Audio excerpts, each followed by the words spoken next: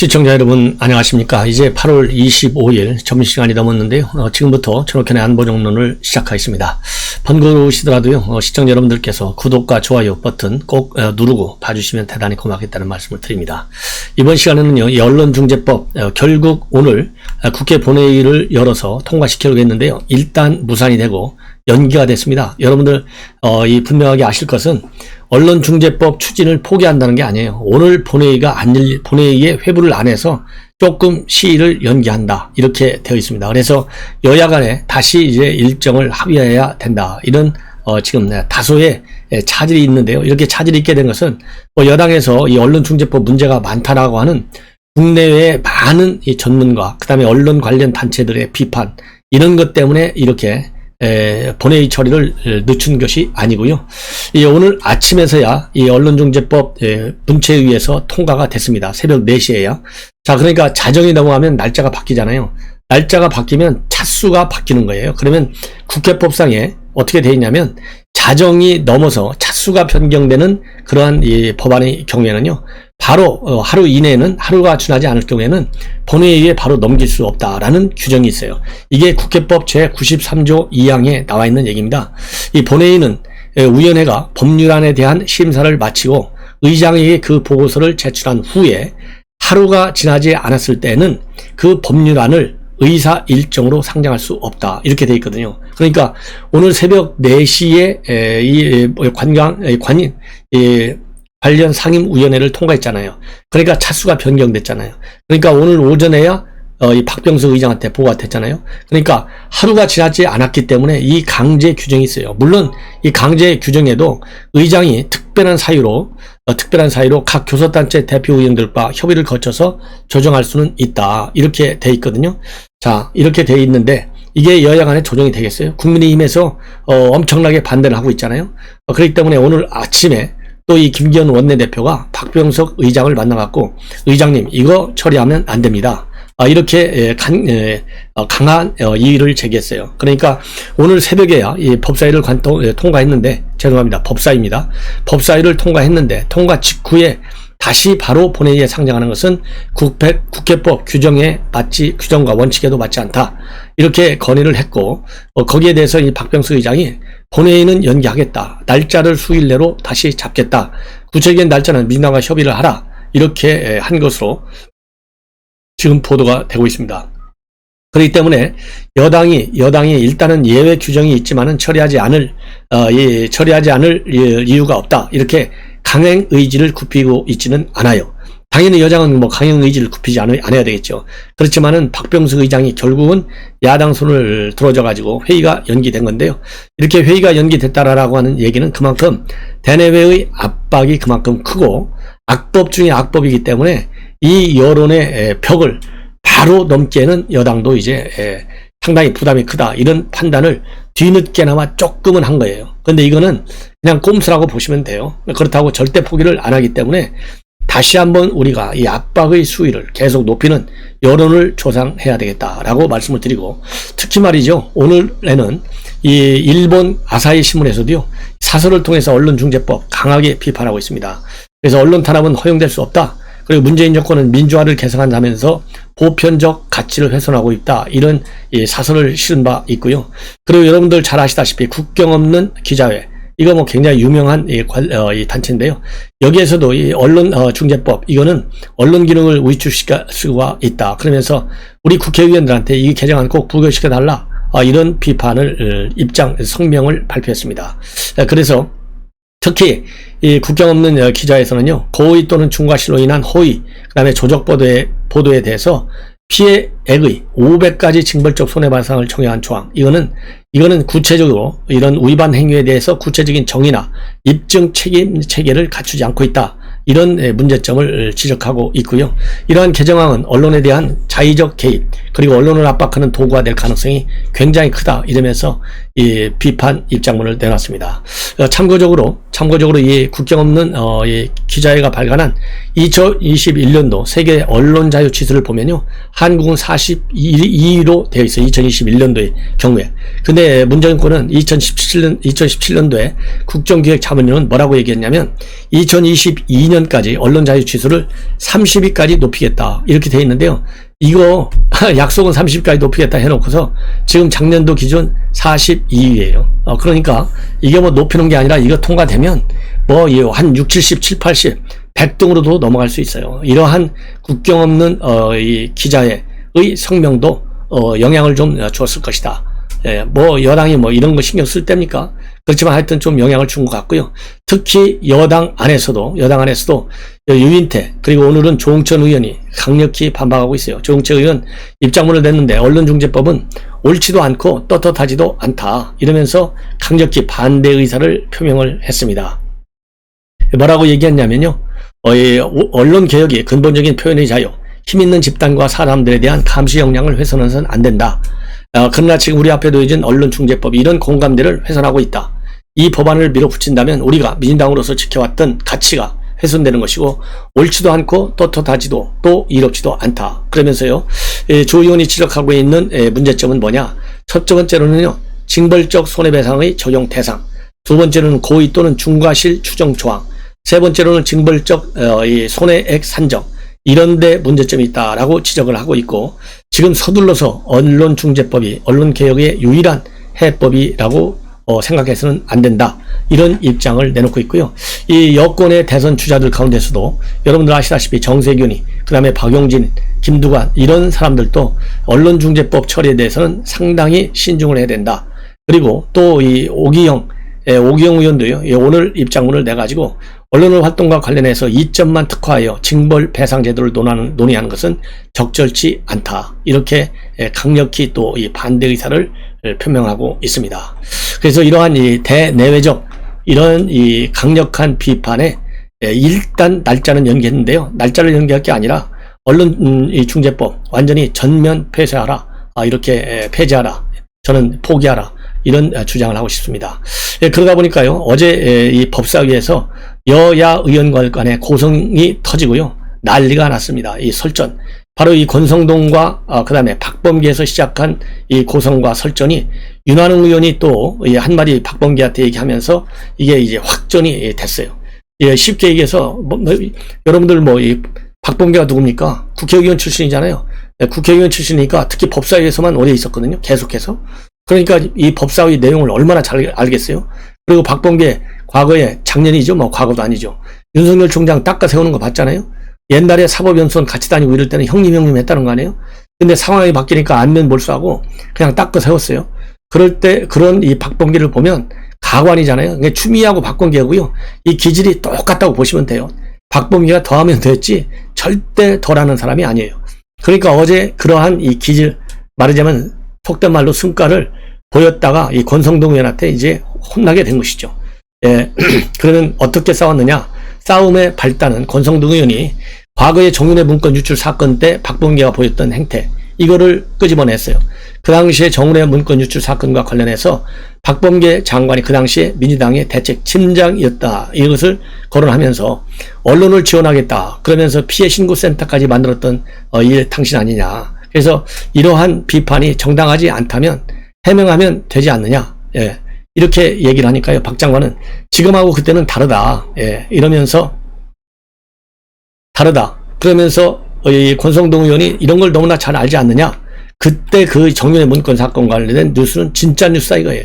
근데 요즘 나오는 뉴스는 다 가짜 뉴스가 너무 많다는 것이죠. 그래서 그때는 진짜 뉴스이기 때문에 정윤회 문건 유출 사건은, 그래서 대책을 세울다 라고 주장했고, 그래서 지원센터까지 만들었다.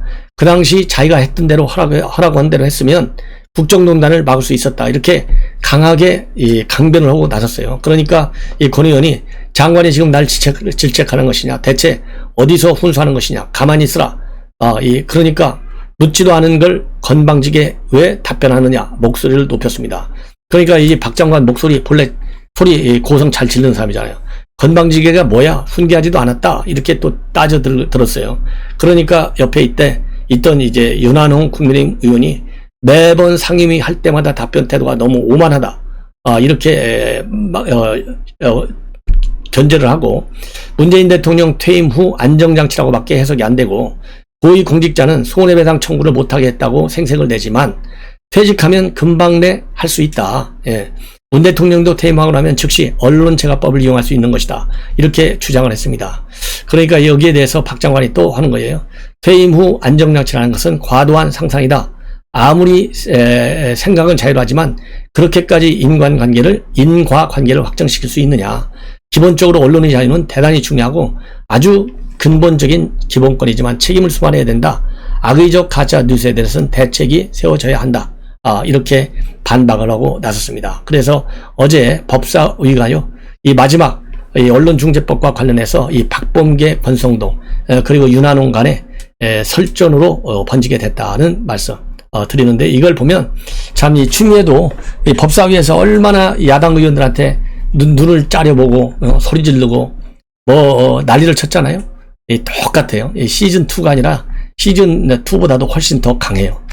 자, 이렇게 해서 이 언론중재법과 관련된 이 움직임을 쭉 말씀을 드렸고요.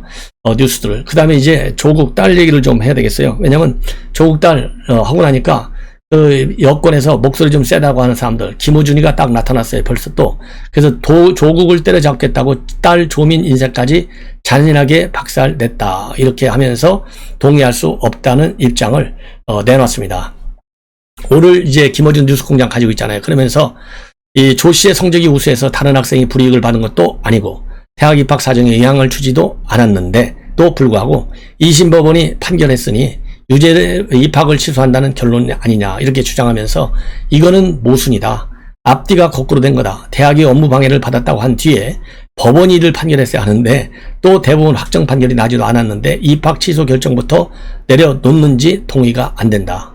한 사람의 10년 노력이 실제하는데 업무 방해라는 법리를 가지고 그 인생을 무효로 만든 것이고 조국을 때려잡겠다는 건 알겠는데 딸의 인생까지 박살낸 나. 지나치게 잔인하다. 자, 누가 잔인합니까? 조국 딸 하나를 법의 원칙에 따라서 그리고 입학 원칙과 관련 규정에 따라서 처리한 것이 잘못된 겁니까? 아니면 조국 딸의 능력 없는 입학 때문에 다른 선의 피해자가 제대로 능력을 갖췄음에도 불구하고 합격하지 못한 것이 짠하고 인생을 망친 겁니까? 그리고 조민 한 사람 때문에 전 국민의 분노, 잠 안 오게 만들고 열받게 만들고 스트레스 받게 만들고 우리 국민 모두가 정의가 뭔지 공정이 뭔지를 다시 한번 생각하게끔 만든 이 고통, 그 많은 고통을 알려준 거, 이거는 과연 누구의 책임이고 이 모든 국민들의 고통하고 조민 한 사람의 인생하고는 어느 인생이 그리고 어느 고통이 더 값진 겁니까? 김어준이한테 제가 묻고 싶어요. 자, 그래서요, 이제 조국도 어제 아비로서 참 고통스럽다 이런 얘기를 했잖아요. 이런 입장문을 냈는데요. 입장문을 10분간에 걸쳐서 6번씩이나 고쳤다. 그리고 이렇게 고치면서 성적이 높았다는 능력, 조민의 능력을 굉장히 강조하는 그런 입장문으로 바꿔놨습니다. 자, 그래서요, 이렇게 이제 법원 판결은 탈락자하고 무려 1.16점이나 차이가 나고 탈락자에 대해서는 막대한 피해를 입혔다. 이것이 법원의 판결이에요. 김어준 씨도 이 법원 판결문을 똑바로 좀 읽어보세요. 읽어봐. 자, 이러면데도 불구하고요, 자기 딸이 잘나서 능력이 좋은데도 불구하고 억울하게 떨어졌다 이거죠. 이걸 쓰기 위해서 10분간에 6번이나 고치는 이 조국, 그 에너지를 말이죠, 우리 국민을 위해서 국가를 위해서 써달라. 그리고 제발 이제 SNS 활동 정말 중단하라, 이런 말씀을 드리고 싶어요. 그러니까 참 조국이는요, 자기 딸 하나만 생각하다가 다른 아들, 딸들을 가진 부모의 마음에 얼마나 큰 상처를 줬고 그 2030 세대에게 얼마나 많은 충격과 그리고 스트레스를 안겨줬는지, 그리고 대한민국의 법치주의의 근본을 또 얼마나 많이 침해했는지에 대한 반성이 전혀 없는 이런 사람을 갖다가 법무장관을 시켰으니 그런 사람을 법무장관에 시킨 문재인 대통령도 참 훌륭한 대통령이 아닌가 하는 생각이 들어요. 자, 오늘 조선일보 사설에 말이죠, 제목이 이렇게 돼 있어요. 조민 입학 취소에 2년이나 걸렸다. 이것은 공정이 아니다. 이 한마디로 해서 여러분들 충분히 이해를 하실 수 있지 않겠습니까? 자, 그래서 이제 고려대학 명예를 걸고요, 속도를 내십시오. 고려대학에서도 이제사 한다고 하는데 대단히 죄송하지만 고려대학 같지 않다. 그리고 고려대학의 그 사학 명문이라는 그 간판이 딱 있는데, 고려대의 사학 간판 명문에 조국 딸 조민 하나를 정리하지 못하는, 부산대학만 또 못한 고려대학, 정말 안타깝다는 말씀을 드리고요. 이 동문 여러분들께서 서둘러서 결론을 내도록 압박하는 것이 정말 살아있는 정의를 위해서 꼭 필요하다는 말씀 전해드립니다. 그리고 윤석열 총장은요, 조민 입학 취소와 관련해서 문재인 정부의 결정을 주시하겠다라는 입장문을 내놨습니다. 너무 늦었지만 정의가 살아있음을 보여준 처분이고, 이제는 우리 국민은 문재인 정부의 결정을 주시할 것이다. 이렇게 하고요. 그 다음에 지금까지 조민의 입학 서류 제출은 사실과 다른 거짓으로 드러났고, 재판 결과에 따라서 후속 처리에 나서야 할 부산대와 보건복지부는 무죄 추정 원칙의 뒤에 숨었고, 조민의 거취를 둘러싼 사회적 혼란은 더욱 가중되었고, 그 사이에 의사 면허까지 취득해가지고 이제 면허 취소의 목은 보건복지부로 돌아갔다. 그러면서 그간 조 장관 가족의 입시 비리를 옹호하기 위해 개변으로 일관했던 보험여권 정치인과 문재인 정부 인사들에게 아직도 할 말이 남아있는지 묻는다. 지연된 정의는 정의가 아니다. 이렇게 입장문을 내놨고요.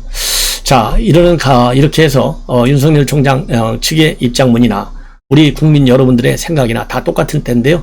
그러다 보니까 이 조민 결정을 두고 조국 지지자들이 지금 반발이 보통이 아니다라는 말씀을 드립니다.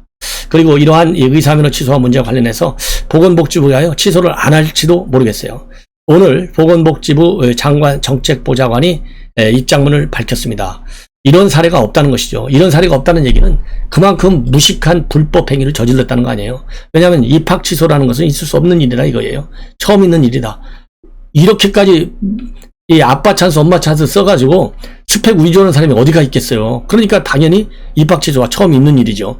조국에 향한 범법의 수준이 우리 대한민국에서 처음 있는 이런 일을 저지른 거예요. 그러니까 뭐 당연한 것이다. 그래서 일체 이 법과 원칙에 따라서 처분해야 되는 당연한 이유가 바로 이런 점에 있는 거예요. 사상 처음에 위법 행위가 지나칠 정도로 이루어졌기 때문에 이런 거를 이제는 일어나지 않게 막아야 될 것 아니겠습니까? 그런데 이 복지부의 장관 정책부장이 뭐라 했냐면, 지금 가짜 스펙을 만들어서 의전원에 합격시킨 현직 교수가 최근에 지난 8월에 학년 8월 달에 2심에서 실형을 받았대요. 그런데 해당 의전원은 입학 취소 절차를 거치지 않았고 당사자는 현재까지 의사로 활동하고 있다. 그래서 유사 사례가 있었지만 입학 취소까지 간 경우는 없었기 때문에 조민식 경우처럼 의사시험에 합격한 뒤에 의전원 입학이 취소되는 경우는 이번에가 처음일 것이다. 그러면서 보건복지부가 밝힌 입장문을 공유하고 있어요. 뭐라고 했냐면은 부산대에서 입학 취소한다라는 결정을 했지만 이 결정을 지금 처분하진 않았어요. 결정을 집행하지 않았어요. 그렇기 때문에 앞으로 부산대가 최종적으로 어떻게 이 처분 조치가 시행되는 것을 본 다음에 보건복지부도 관련 절차를 행정 절차에 따라서 진행하겠다. 이래서 조금 여유를 두고 있는데요.